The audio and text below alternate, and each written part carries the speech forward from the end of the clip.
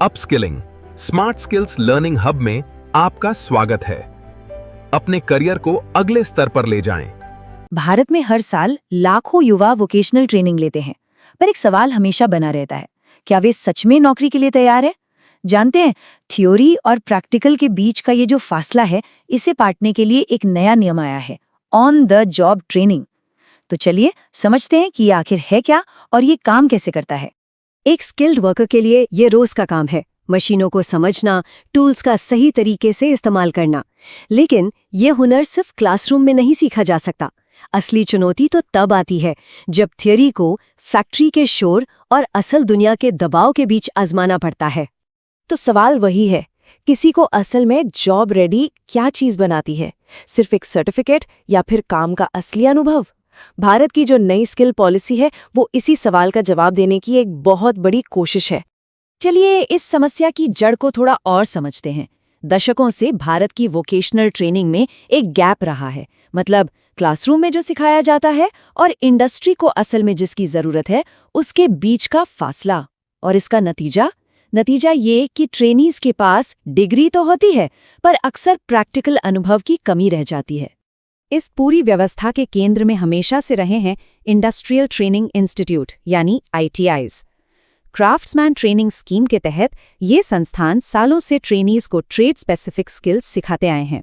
जरा सोचिए, एक तरफ क्लासरूम है जहां सब कुछ कंट्रोल में है, किताबों के हिसाब से होता है, और दूसरी तरफ है असली इंडस्ट्री जहां टेक्नोलॉजी रोज बदल रही है, डेडलाइन का प्रेशर है और टीम के साथ मिलकर काम करना पड़ता है। बस यही वो दो दुनियाएं हैं जिन्हें जोड़ने की आज जरूरत है। तो इस फासले को भरा कैसे जाए? यहीं पर सरकार एक नया और मजबूत समाधान लेकर आई है, ऑन द जॉब ट्रेनिंग, जिसे हम शॉर्ट में OJT भी कहते हैं। तो ये OJT आखिर है क्या? देखिए, DJT यानी डायरेक्टरेट जनरल ऑफ ट्रेनिंग के नए नियमों के हिसाब से अब ये एक मैंडेटरी प्रोग्राम है। इसका सीधा सा मतलब है ITI ट्रेनीज को अब क्लासरूम से निकलकर असली फैक्ट्री और वर्कशॉप में काम करना ही होगा, ताकि उन्हें सीधे काम का अनुभव मिल सके। और हाँ, ये कोई छोटा मोटा इंटर्नशिप प्रोग्राम नहीं है। हर ट्रेनी को अपने कोर्स के हर साल में कम से कम 150 घंटे OJT में बिताने ही होंगे। ये लगभग 4 हफ्तों के फुल टाइम काम के बराबर है, जो इसे ट्रेनिंग का एक बेहद जरूरी हिस्सा बना देता है। इस प्रोग्राम के लक्ष्य एकदम साफ है। पहला, ट्रेनीज को नौकरी के लिए बेहतर बनाना। दूसरा, ITI और इंडस्ट्री के बीच एक मजबूत रिश्ता कायम करना ताकि ट्रेनिंग हमेशा अपडेटेड रहे। तीसरा, ट्रेनी को वर्क कल्चर सिखाना ताकि वो काम पर पहले दिन से ही तैयार हों, और आखिर में ये भी देखना कि उन्होंने असल में कितना सीखा है। तो ये तो हुई थ्योरी की बात, लेकिन असल में ये प्रोग्राम जमीन पर काम कैसे करता है? एक ट्रेनी का सफर कैसा होता है और उसकी परफॉर्मेंस को कैसे परखा जाता है? आइए अब इसे समझते हैं। एक ट्रेनी के लिए ये सफर 4 आसान स्टेप्स में पूरा होता है। सबसे पहले उसका ITI एक इंडस्ट्री पार्टनर ढूंढता है। फिर ट्रेनी अपनी 150 घंटे की ट्रेनिंग शुरू करता है।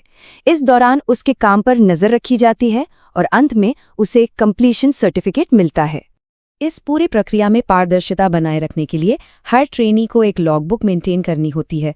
इसमें वे रोज अपने काम, जो नए स्किल सीखें और जो भी मुश्किलें सामने आएं, उन्हें दर्ज करते हैं। ये लॉगबुक उनके ITI कोऑर्डिनेटर और इंडस्ट्री मेंटर दोनों के लिए उनकी प्रोग्रेस को ट्रैक करने का एक बहुत अहम जरिया है। यहाँ मूल्यांकन का तरीका भी पूरी तरह से प्रैक्टिकल है। ट्रेनी को सिर्फ किताबी ज्ञान पर नहीं, बल्कि उसके असली काम पर परखा जाता है, जैसे कि क्या वो समय पर आते हैं, क्या वो टूल्स का सही इस्तेमाल कर रहे हैं, और सबसे जरूरी, क्या वो सेफ्टी रूल्स का पालन कर रहे हैं। मूल्यांकन की ये प्रक्रिया 2 हिस्सों में बटी हुई है और दोनों को बराबर का महत्व दिया गया है। 50% मार्क्स इंडस्ट्री मेंटर के हाथ में होते हैं, जो रोज के काम के आधार पर परफॉर्मेंस को जांचते हैं, और बाकी के 50% मार्क्स एक बाहरी परीक्षक देता है, जो एक मौखिक परीक्षा के जरिए ट्रेनी की समझ को परखता है। देखिए, ये प्रोग्राम अकेले सफल नहीं हो सकता। इसकी कामयाबी के लिए 3 पार्टनर्स का साथ आना बहुत जरूरी है, ITI, इंडस्ट्री और खुद ट्रेनी। तो देखते हैं कि किसकी क्या भूमिका है। सबसे पहले बात ITI की। उनका काम सिर्फ पढ़ाना नहीं है, बल्कि सही इंडस्ट्री पार्टनर ढूंढना, ट्रेनी की प्रोग्रेस को मॉनिटर करना और ये पक्का करना है कि सब कुछ नियमों के हिसाब से ही हो। वहीं इंडस्ट्री पार्टनर की भूमिका भी उतनी ही अहम है।